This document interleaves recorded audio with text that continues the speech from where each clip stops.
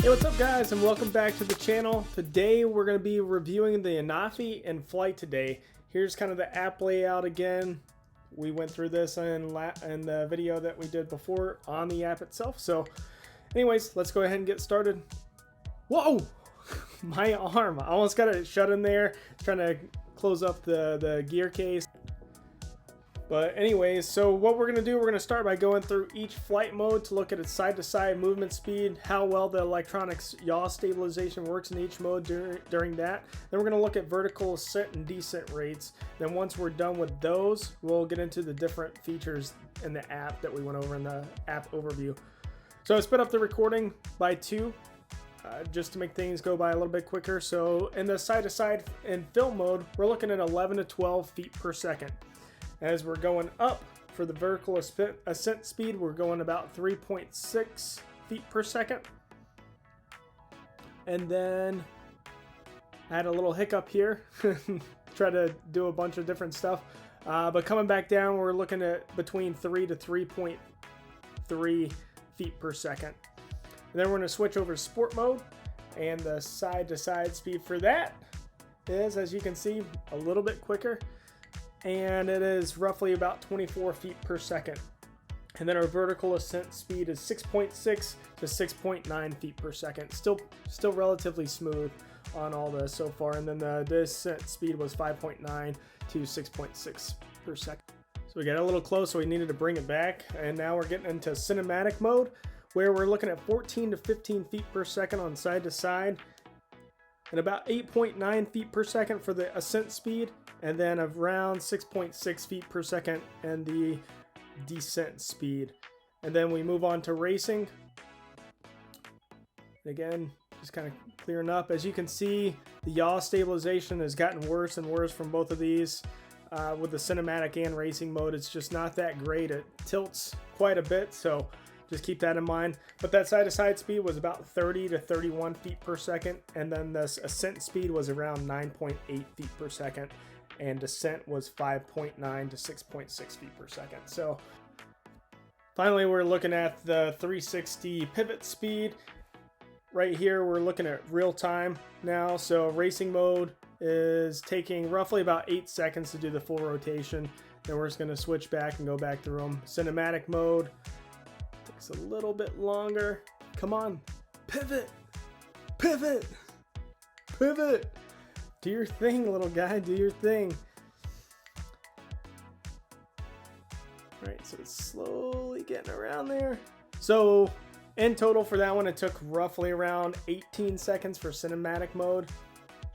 And then we move on to sport mode. And I expected this one to actually move a little bit quicker in its rotation, but surprisingly it did not. And it's just barely faster than cinematic mode, and that came in roughly around 17 seconds. Then we move on to film, and as you can see, it's barely getting by, so I didn't even bother. My guess is somewhere around 25 seconds or so for full rotation. Just didn't feel like waiting for it to get around that long. So now I'm going to show you the feature that we all look forward to for the Anafi, which is its vertical tilt up. So I'm going to show you guys that right now. And look at the sun in all its bright and warm glory. And there it is. And we snap right back down. We're going to take this up a little bit and look at a couple of the Pano modes that's going to be used most often from Anafi users, which we'll start with the horizontal Pano. And this has also been sped up for 2 times the speed because it does take a little bit of time. Nothing too crazy, but as you can see, it starts off from the center, goes right to left. I don't know if it will ever switch from left to right, anything like that. And that is it for the horizontal. Next, we're going to be selecting the 360 photo here in a second, and it's just as easy. Just tap on it. Try to look at the settings to see if there was anything different that I could do with it. Decided to not even dive into that too much, and immediately started shooting this. And the reason why the 360 is so cool is because of the little planets. If you remember that in the app review that I showed you guys, in the last video for the Anafi. And so this thing takes quite some time to get all these pictures, and surprisingly it takes a lot. So in total for this, it took 42 pictures. I don't know if this differs greatly if you're up at a higher elevation or anything like that, but just make sure you have enough room for it. So now let's move into a couple of different flight modes and see what they can do. And also to take note, all of these flight mode features are going to be seen in real time by you. So we're starting with the touch and fly, and this was slightly confusing at first. I thought that maybe if I just pressed on something that it would immediately go there, but you had to press it and then press start. So that was a little confusing, but essentially it was very intuitive once you knew what you were actually doing. So as you can see from the small portion of the camera area and on the actual map, it was going straight to its intended target. I didn't think it was as far away as it was from where I wanted to go, so I stopped all the movement from it going there. So you can see I hit return home on there, and I just wanted it to come back to me. Then I got scared about this, the geofence warning. Didn't realize that the parameters were already set up there in the upper left hand corner. As you can see, 98 feet was my maximum vertical amount that I could go up. And so once I got back down to ground level, I hit the return to home button again when it got closer to me and I felt a little bit more comfortable to press that again. But just to note, the parameters, the geofence parameters, both for vertical and horizontal spacing from you, is very easy to change. You just tap on that and change it. And so now it's time to try out Follow Me. This is one of the paid features that we bought for $1. So works pretty easy. All you do is you would want yourself centered in the camera box itself, and then you draw, or you can tap on the subject and then it just does its thing. So I kind of expected it to be a little bit more centered on the subject at all times, which you can see I'm almost out of the frame for a little bit of that. So that was kind of interesting to me, to say the least. I didn't expect that. Then when I turned around, it seemed like it was okay with me being in the center again, especially right there where I almost got out of reach of it again, and then it just kind of stayed on top of me. So I'm guessing that works with whatever angle that you start it with. And then next we're going to move on to some of the extra features inside of it. So I don't know how all this differs. I didn't test it in this video review, but if you want to know what they do, let me know in the comments section below and we can absolutely get into more of these settings. So next I wanted to look at the cameraman, which is basically the free version of Follow Me. It's just using the subject that you draw on, and I think that you can actually tap as well on this for your subject. And this one seemed to be a little bit more stable.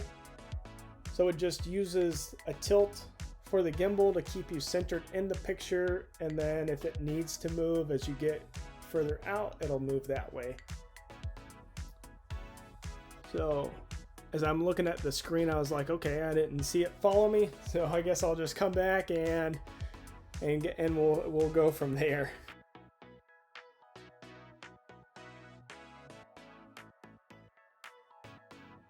And then also for all of these flight modes, as you can see up at the very top in the middle, it says stop. If you don't want it to film in that film mode anymore, that's all you have to do, just click stop. Or for some of these, you can manually maneuver it out of its own place at that time. Okay, so next we're going to move into Smart Dronies, which has a couple different features in of itself, like zoom dolly and boomerang shots. But the setup for the Smart Dronies is just as simple as the others that we've already looked at. All you do is just draw a box around your subject, or as you can see, you can tap it. Alright, so I'm trying to just adjust the camera a little bit and draw the box around myself. There we go. And so you can see that orbit and parabola are not selectable right now, and I'm just thinking that that's because of the angle and also the elevation of where the drone's at as compared to the subject. But we go ahead, we select the dolly zoom. So essentially for this, it's a move in or out, and it also zooms in or out depending on what you select it to do. And it does that in an opposite manner. So it looks like if you're moving in towards the subject and zooming out at the same time, it kind of gives you like this trickery effect of the camera, which I think is kind of cool. But one thing to note is as you do this, so as you can see, I'm a lot further than I was from the beginning. So it'll just keep moving back on itself over and over again. And then I was expecting it to eventually come towards me, and it never did. So I take over here in just a little bit because I didn't like how far away it was going from me.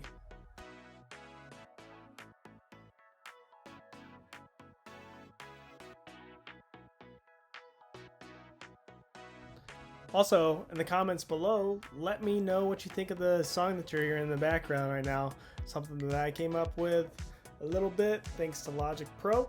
Anyways, let's get back to the video.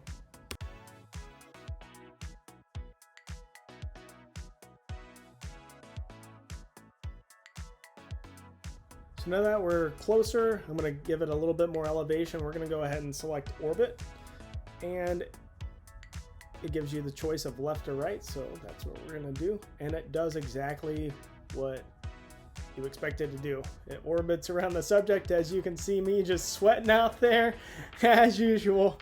I'm telling you guys, it was a hot day this day.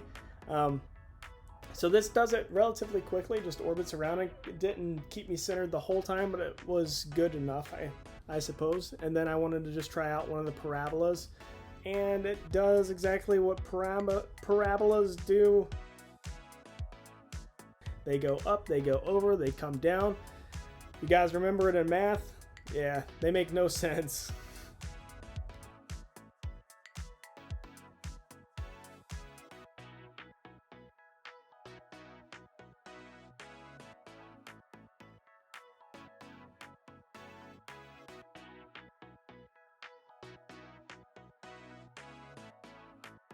Alright, so now we're going to try out the boomerang feature. So you get to select either 98 feet or 197 feet for how far out it goes. And again, this is for distance only. I don't know if there's any specifications that you can change as far as the elevation that it goes up, or if it just does its thing, and if it were to hit your geofence, then it's done. So as you can see, it went a little further than that selected range of 98 feet, about 20 extra feet actually. So that's something to keep in mind as well as far as obstacles go.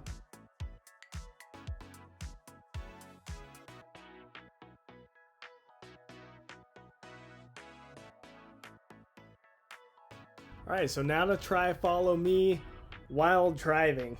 So, not gonna lie to you, this was super sketchy. I was pretty nervous. I didn't want it to crash anything, even though there's no power lines or anything else out there. I was afraid that it was going to lose signal completely and potentially crash the drone. But as you'll see here in a little bit, it didn't do any of that, and I was super happy about that. But anyway, so I start out slow just to make sure that it's capturing me. It started drifting off a little bit and then pings back, so that was a good sign for me that I could speed up just a little bit. And don't worry, even though I was starting out slow, I didn't impede traffic at all. No one was behind me, no one was in front of me, so that was a good thing. And so once I did see that it was doing good, I went ahead and sped up to about 25 miles per hour. And here in a second, I would be getting the geofence for my height again, because I didn't change those parameters. Again, all you do is you just tap on it. There we go. And you can change those parameters on the go. But again, I didn't like the fact that I did hit that geofence and I was ready to just go ahead and pull off on the side of the road, and it loses me here for some odd reason. So with the contrast being the way it is, with the dark car on the light sand, it was kind of interesting that it lost me in that type of contrast as opposed to like basically gray on gray. But all I had to do was I just tapped back on Penelope real quick, which if you guys don't know, that's my car. And it immediately locked back on. So that was super easy to relock on. I didn't have to redraw the box or anything. So keep that in mind as well. Like, don't start trying to draw all these boxes and stuff and making algorithms with your parabolas that you just flew. So you'll be good. So I wanted to see if it would lose me in the turnaround now. Just trying to go back to my spot.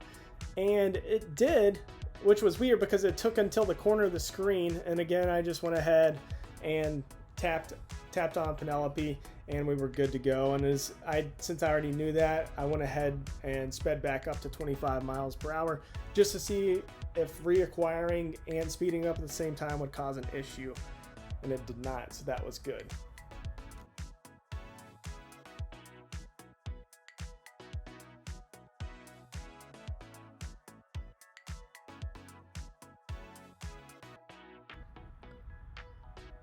And then I finally got a low battery warning.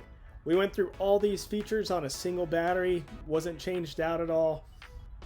So I think that was pretty impressive that the battery was lasting that long, going through all those different flight modes, doing follow me, utilizing GPS, and it got roughly around 22 minutes, I believe, right here, from the advertised 25 minutes.